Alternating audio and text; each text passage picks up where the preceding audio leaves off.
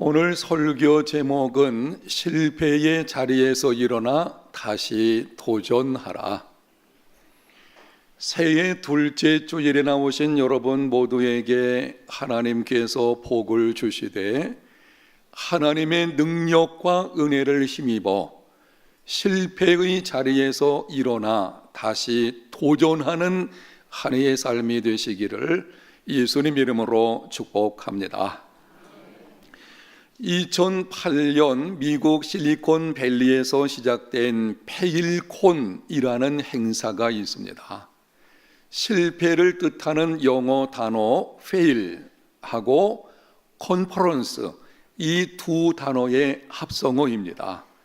창업가와 투자자 등 스타트업 관계자들이 모여 자신의 실패 경험을 공유하는 행사입니다. 자신들이 실패했던 일들을 함께 모여서 나누는 행사. 현재 이 행사가 이스라엘과 프랑스 등 전 세계 10개 도시에서 열리고 있습니다. 핀란드 헬싱키에서는 매년 10월 13일을 실패의 날로 정하고 다양한 행사들을 개최합니다. 학생, 교수, 기업인이 한자리에 모여 실패 사례들을 이야기하고 서로의 실패를 축하해 주어 재도전할 수 있는 용기를 갖게 합니다. 우리나라에서도 지난해 2018년 9월 14일부터 16일까지 광화문 광장에서 실패 박람회라는 것이 있었습니다. 행전안전부 주최로 이 행사가 이루어지게 되었는데요. 인생살이에서 특별히 기업을 경영하는 사람들이 실패의 경험들을 함께 모여서 나누는 시간을 갖게 된 것입니다. 여러분, 왜 이러한 행사를 갖는 것입니까? 성공에 대한 것을 함께 모여서 이야기한다면 그래도 이해가 좀 빠를 것 같은데, 실패한 이야기들을 서로 나눈다? 마치 쓸데없는 짓을 조금 하는 것은 아닌가라고 하는 생각이 조금 들기도 하지만 그렇지 않습니다. 아주 중요한 행사입니다. 왜 이런 일들을 가져야 하는가 하면 한번 따라 합시다. 실패는 자산이기 때문이다. 실패는 우리 인생의 아주 소중한 자산입니다.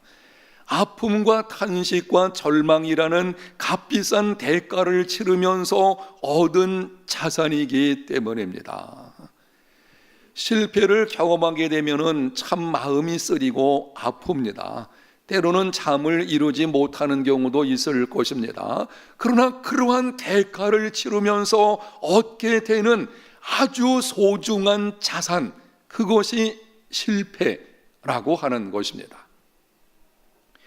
유명한 발명가 에디슨이 백열 등의 필라멘트를 발명할 때 이야기입니다. 계속된 실패에 지친 조수가 말을 꺼냈습니다. 선생님, 벌써 90가지 재료로 실험을 해보았지만 모두 실패했습니다.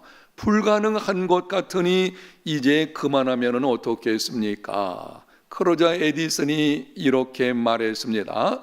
자네는 왜 그것을 실패라고 생각하는가? 그것은 실패가 아니라 안 되는 재료 90가지가 무엇인지를 알아낸 아주 중요한 실험이라네. 그리고 계속 실험을 했습니다. 2399번 실패하고 2400번째 실험에서 전류를 통해도 타지 않고 빛을 내는 필라멘트를 만들어냈습니다. 에디슨이 한 말을 여러분이 다시 한번 들어보십시오. 그것은 실패가 아니라 안 되는 재료 90가지가 무엇인지 알아낸 중요한 실험이라네. 무슨 말입니까? 실패는 성공을 위한 디딤돌이라는 것입니다. 실패는 안 되는 것이 이렇게 해서는 안 된다라고 하는 것을 깨닫게 만드는 아주 소중한 자산인 것이고, 바로 그 실패를 딛고 성공이 이루어지기 때문에 그것은 디딤돌이 되어지는 것입니다. 실패의 자리에서 일어나 다시 도전하는 삶이 되시기를 바랍니다. 오늘 본문은 다윗이 오벳 에돔의 집에서 하나님의 궤를 다윗성으로 가져오는 내용입니다. 본문의 배경은 이렇습니다. 만군의 하나님께서 함께 하시니 다윗이 점점 강성해졌습니다. 목동에서 유다 족속의 왕으로, 유다 족속의 왕에서 전 이스라엘의 왕이 되었습니다. 예루살렘을 수도로 삼고 하나님의 궤를 그곳으로 옮겨오려고 계획을 세웠습니다. 그런데 궤를 옮겨오는 과정에서 심각한 문제가 일어났습니다. 나곤의 타작마당에 이르렀을 때에 수레를 끌고 가는 소들이 뛰게 되었고, 그러므로 하나님의 궤가 흔들리게 되니 우사라고 하는 사람이 그 궤를 붙들었다가 즉사했습니다. 일찍이 하나님께서 말씀하셨습니다. 성물을 만지지 말라. 성물을 만지게 되면 너희가 죽게 될 것이다. 그 말씀대로 하나님의 거룩히 구별되어진 성물인 언약궤를 만짐으로 말미암아 우사가 즉사를 한 것입니다. 다윗은 하나님을 두려워하여 궤를 가드 사람 오벳 에돔의 집으로 메어 갔습니다. 하나님을 위해서, 그리고 이제는 제대로 한번 하나님을 섬기는 삶을 살아보겠다고 결심하고 계획했던 것이 쓰라린 실패로 돌아가게 된 것입니다. 한 나라의 왕이 어떤 계획을 세워가지고 일을 진행할 때에는 좀 성공하는 모습을 보여야 백성들에게 주목을 받을 것 같은데, 모든 백성들이 보는 앞에서 쓰라린 실패를 경험하게 된 것입니다. 그런데 석 달쯤 지났을 때에 하나님께서 오벳 에돔의 집에 하나님의 궤로 인해서 복을 주었다는 소식이 들려왔습니다. 소식을 들은 다윗은 이제는 하나님의 진노가 풀렸구나. 그래서 하나님의 궤를 다시 예루살렘으로 옮겨오려고 했습니다. 실패의 자리에서 일어났습니다. 다시 도전했습니다. 바로 그것이 오늘 본문에 기록되어진 이 사건인 것입니다. 여러분, 하나님의 마음에 맞는 사람이 어떤 사람입니까? 하나님의 마음에 맞는 사람, 실패의 자리에서 일어나 다시 도전하는 사람, 이러한 사람이 되시기를 예수님 이름으로 축복합니다. 미국 사람들뿐만이 아니고 전 세계 수많은 사람들에게서 존경을 받는 링컨 대통령, 링컨에게 한 번은 어떤 사람이 질문을 했습니다. 당신이 그렇게 놀라운 성공을 한 비결은 무엇입니까? 많은 사람들로부터 존경받는 삶의 비결이 도대체 무엇입니까? 단순한 성공이 아니고 사람들에게서 존경받으면서 원하는 자리에 올라가게 되어 있으니 참 존경, 이게 진정한 성공이라 할 수가 있겠죠. 그래서 그 질문을 어떤 사람이 한 것입니다. 그때 링컨이 이렇게 대답했습니다. 그것은 간단합니다. 나는 다른 사람들보다 많은 실패를 했기 때문입니다. 무슨 말입니까?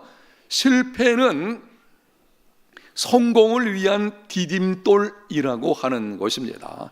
내가 인생에 지금까지 수많은 실패를 경험을 했는데 그 실패를 차곡차곡 디딤돌로 쌓아가지고 이 자리에 올라오게 되었다고 하는 것입니다. 여러분의 이해를 돕기 위해서 한 가지 질문하겠습니다. 한번 속으로 대답을 해보십시오. 여러분은 성공의 반대말이 뭐라고 생각하십니까? 틀림없이 여러분들 중에 많은 성도들이 실패라고 말을 할 것입니다. 물론 국어 어학사전의 측면에서는 그렇게 말씀드릴 수도 있겠지만 사실은 그렇지 않습니다.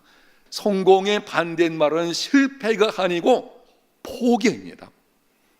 사람을 불행하게 만드는 것은 실패가 아니에요. 실패는 우리의 자산인 것이고 디딤돌인 것입니다. 실패가 우리의 인생을 불행하게 만드는 것이 아니고 포기하는 것이 우리의 인생을 힘들게 만드는 것입니다. 실패는 성공을 위한 자산이요 디딤돌이라는 것을 기억하시고, 여러분이 혹시라도 인생의 실패를 경험했다면 성공으로 나아가는 디딤돌을 하나 쌓았구나 라고 생각을 하고 다시 일어나 도전하는 삶이 되시기를 바랍니다.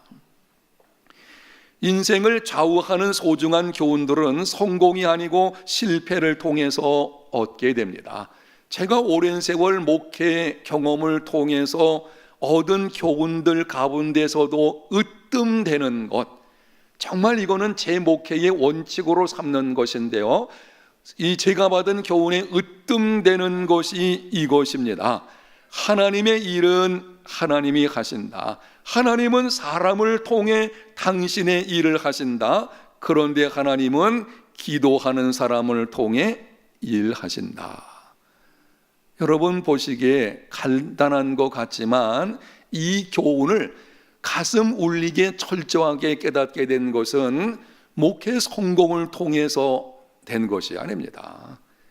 목회를 하면서 수많은 실패들을 경험하는, 아픔과 좌절과 슬픔을 겪는 중에 값비싼 대가를 치르고 이 교훈을 얻게 된 것입니다.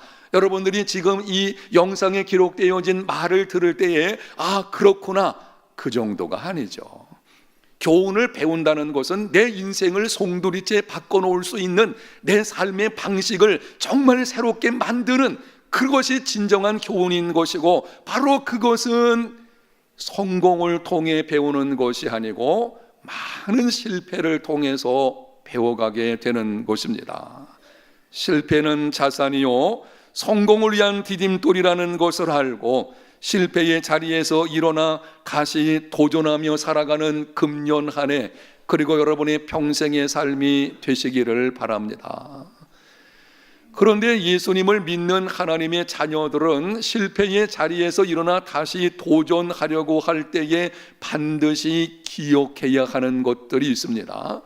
오늘 설교 제목같이 여러분들이 정말 내가 지금까지 인생의 수많은 실패를 경험했고 혹시 나오신 여러분들 가운데 내 인생은 지금 실패다, 이렇게 생각하는 분들이 있다면 다시 일어나야 합니다. 도전해야 됩니다. 그것이 하나님 마음에 맞는 사람의 모습이에요. 성경에 기록되어진 하나님의 사람들, 신앙인들의 공통점이 실패가 없는 사람들이 아니었어요. 실패는 누구에게나 찾아오게 됩니다. 실패의 종류는 여러 가지가 있을 것입니다. 사업에 실패했다든지, 가정생활에 실패했다든지, 자녀교육에 실패가 있다든지, 아니면은 대학 입시나 취업 문제에 실패했다든지, 아니면은 직장에 들어갔는데 적응하지 못함으로 실패를 경험하는 일이 있었다든지, 다양한 실패가 우리 삶 속에 찾아올 수 있을 것입니다. 그러나 그 실패는 새로운 도약으로 나아가는 도전의 디딤돌이라고 하는 것을 기억하셔서, 사랑하는 여러분, 실패의 진흙 구덩이에 그냥 눌러 앉아 있지 마시고, 낙심 가운데 머물러 있지 마시고 다시 일어나 도전하며 살아가는 삶이 되시기를 바랍니다.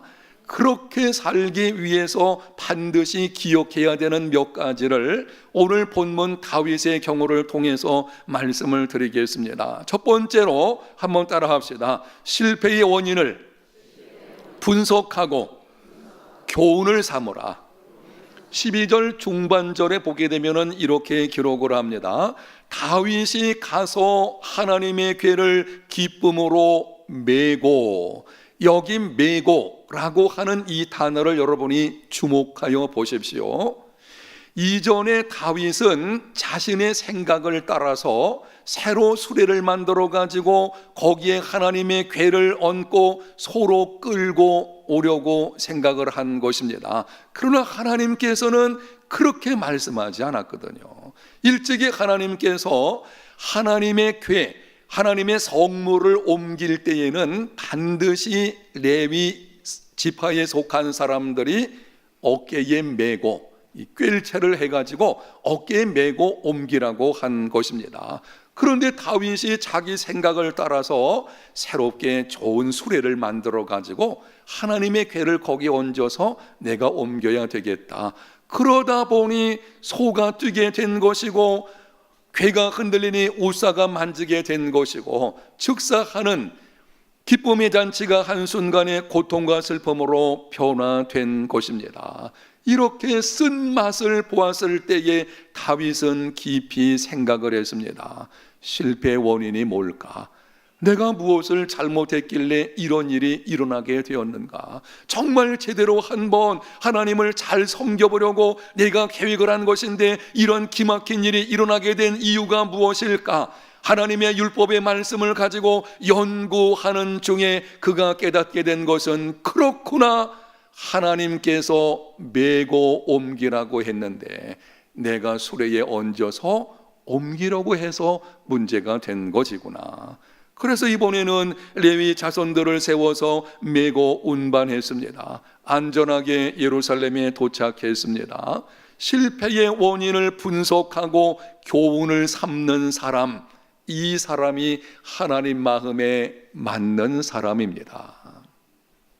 사랑하는 여러분, 실패를 가볍게 여기지 마십시오.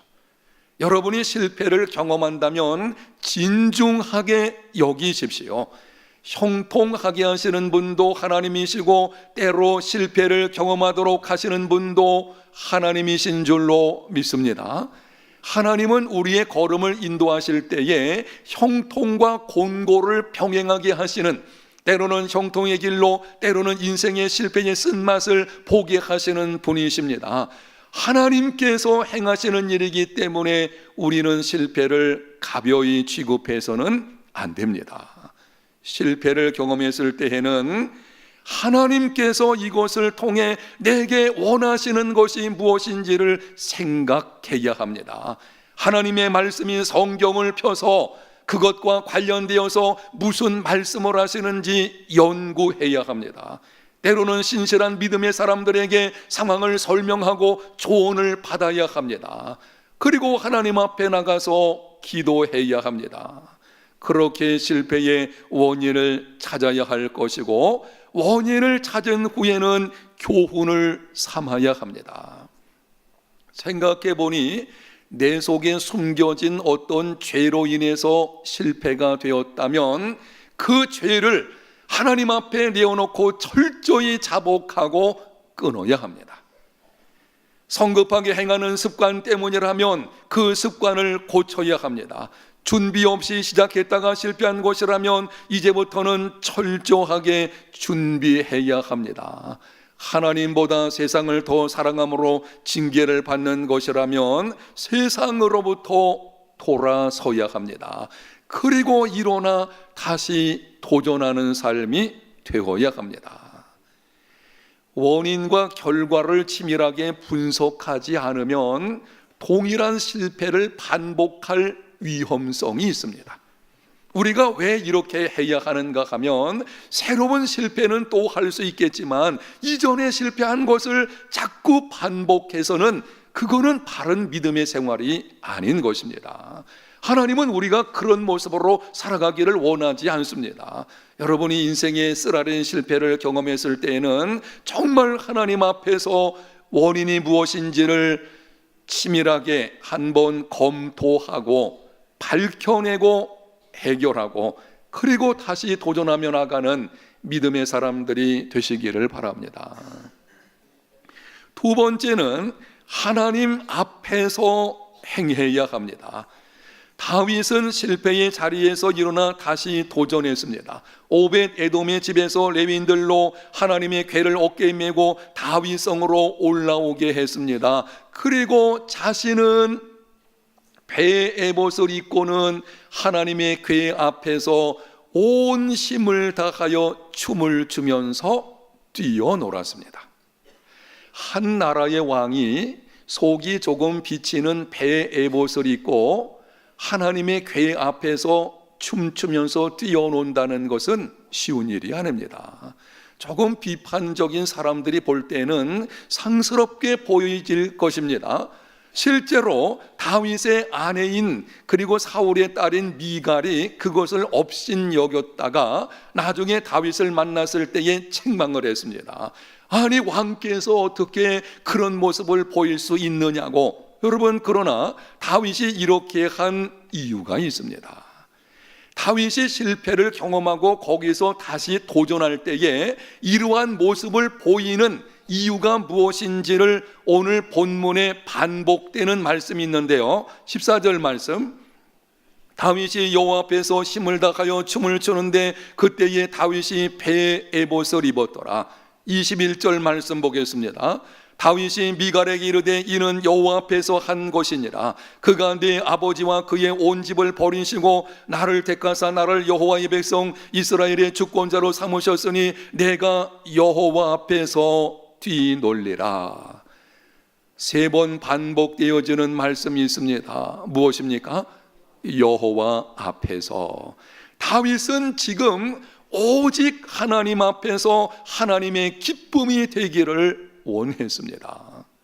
사람들이 뭐라고 하든지, 사람들이 어떻게 생각하든지 오직 하나님을 기쁘시게 하기 위해 온 힘을 다해 춤을 춘 것입니다. 하나님을 기쁘시게 하는 것이라면 왕의 채통도 자존심도 자신의 존재 가치도 다 내려놓겠다는 것입니다. 이것이 하나님 앞에서 행하는 것입니다. 저와 여러분이 실패의 자리에서 일어나 다시 도전하려고 할 때에는 이 마음과 자세를 가져야 합니다. 지금까지는 나를 위해서 살아왔지만 이제부터는 오직 하나님의 기쁨을 위해 살아가리라. 손해를 보아도 사람들이 이해하지 못함으로 수군거려도 오직 하나님의 방법을 따라 하나님의 기쁨을 위해 살아가겠다, 이렇게 결단하고 나아가는 것이 하나님 앞에서 행하는 것입니다. 실패는 값비싼 대가를 치르게 됩니다. 그 대가를 치를 때에 하나님께서 우리를 때로 그렇게 두시는 것은 세상으로 향하던 나의 마음을 하나님께로 돌리시는 하나의 방편이기도 한 것입니다. 그래서 실패의 자리에서 일어날 때는 결단해야 되는데요, 이제부터는 오직 하나님 그분을 위해서, 그분의 영광을 위해서, 그리고 그분의 방식대로 내 인생을 한번 살아내리라. 아멘. 그것이 믿음의 사람의 모습인 것입니다. 하나님을 아는 사람이라면 반드시 이 결단이 있어야 합니다. 경상북도 김천에서 설렁탕집을 운영하는 어느 집사님 부부의 이야기입니다. 오래전의 일이기 때문에 이분들이 지금 교회 직분은 뭔지 모르겠지만 그 당시에 있었던 사건이기 때문에 그 집사님들에 관한 이야기를 드리는 것입니다. 이 집사님 부부의 사업 원칙, 설렁탕 집으로 하는데 사업 원칙이 있습니다. 설렁탕 한 그릇을 끓여도 예수님을 대접하는 마음으로 하자.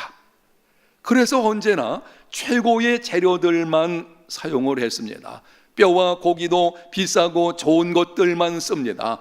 무구, 배추, 고춧가루, 생강, 마늘, 온갖 얌년들 가장 신선한 것으로, 그리고 값비싸고 최고의 품질을 구해가지고 그것을 사용을 했습니다. 그런데 어느 날 뼈를 끓이는데 뽀얀 국물이 나오는 것이 아니고 누런 국물이 우려나오는 것입니다.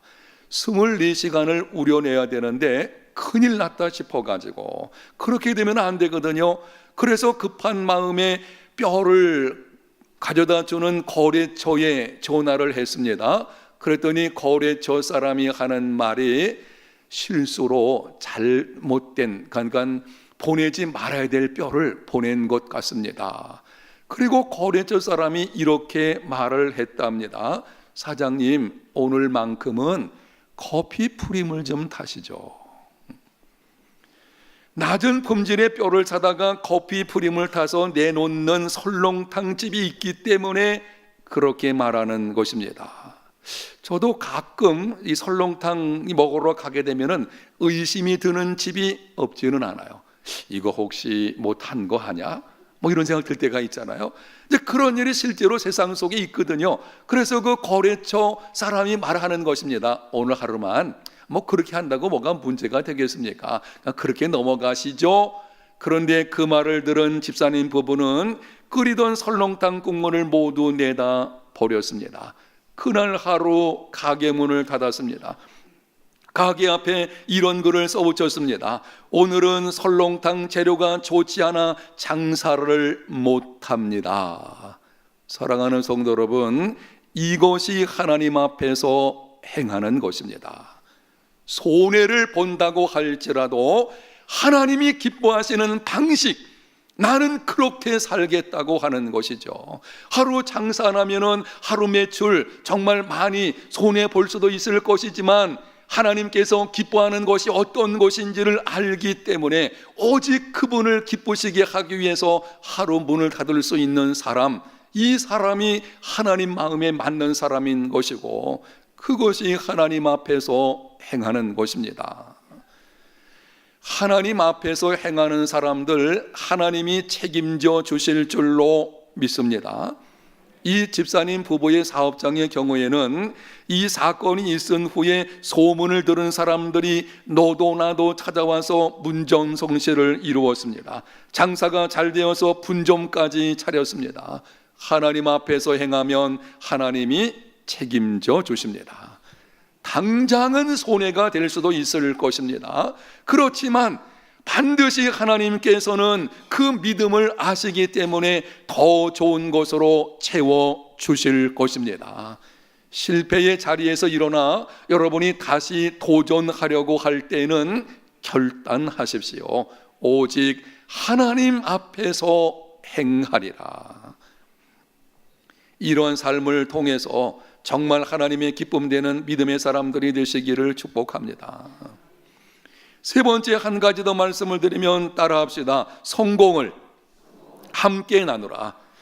다윗이 하나님 앞에서 행함으로 하나님의 궤가 무사히 다윗성에 들어왔습니다. 그때 다윗이 어떻게 했는지 본문 18절과 19절에 이렇게 기록을 합니다. 다윗이 번제와 화목제 드리기를 마치고 만군의 여호와의 이름으로 백성에게 축복하고 모든 백성 곧 온 이스라엘 무리에게 남녀를 막론하고 떡 한 개와 고기 한 조각과 건포도떡 한 덩이씩 나누어 주매 모든 백성이 각기 집으로 돌아가니라. 원하는 것을 얻은 후에 다윗은 백성들을 축복했습니다. 그리고 모든 백성들에게 음식을 선물로 주었습니다. 다시 도전해서 얻은 성공, 실패의 경험이 있지만 다시 도전해서 하나님 앞에서 원하는 것을 이룬 그 성공을 모든 백성들과 함께 나누는 것입니다. 이것이 진정한 성공입니다. 최근 몇 년 동안 우리 교회에서는 외부 강사를 모셔서 간증 집회를 하고 있지 않습니다.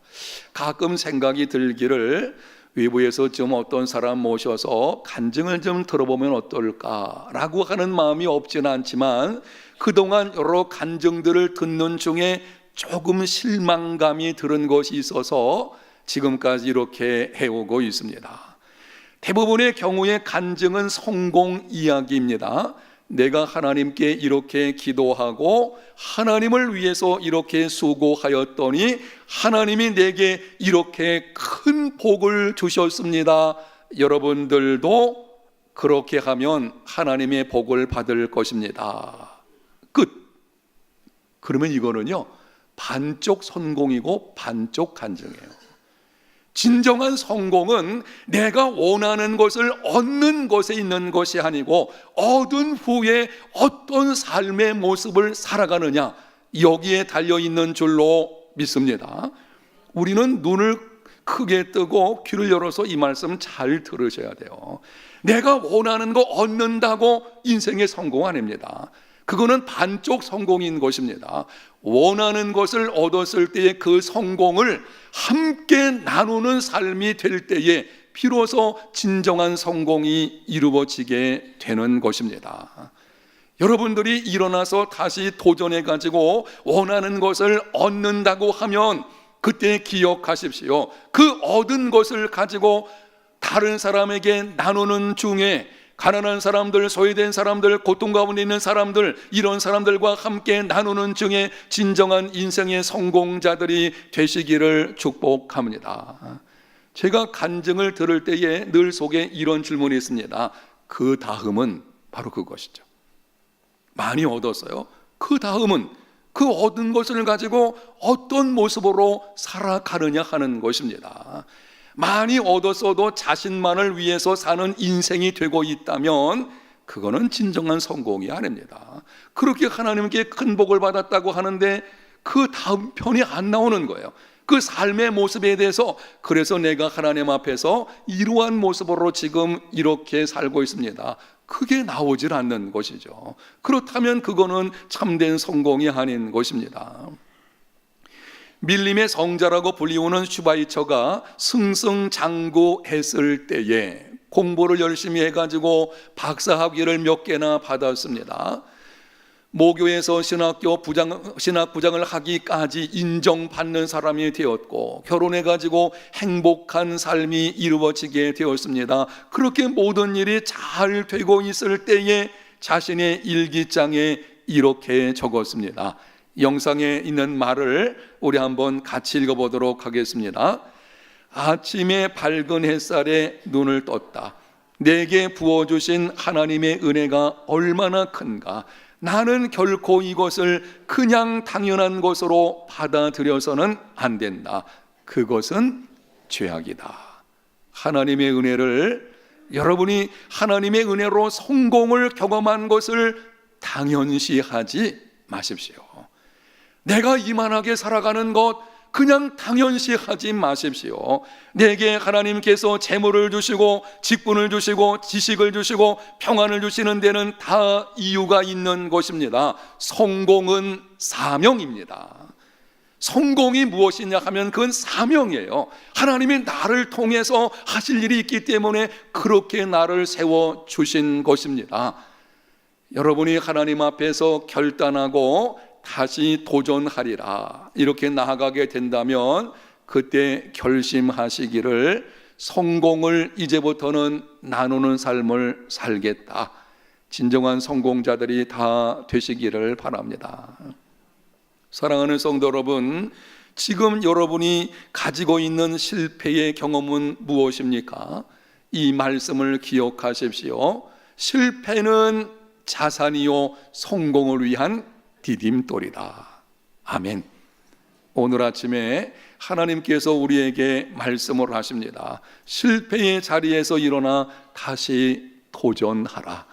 하나님 마음에 맞는 사람, 이런 사람들, 우리 해운대 제일교회 모든 성도들 이런 모습의 사람들이 다 되시기를 예수님 이름으로 축복합니다.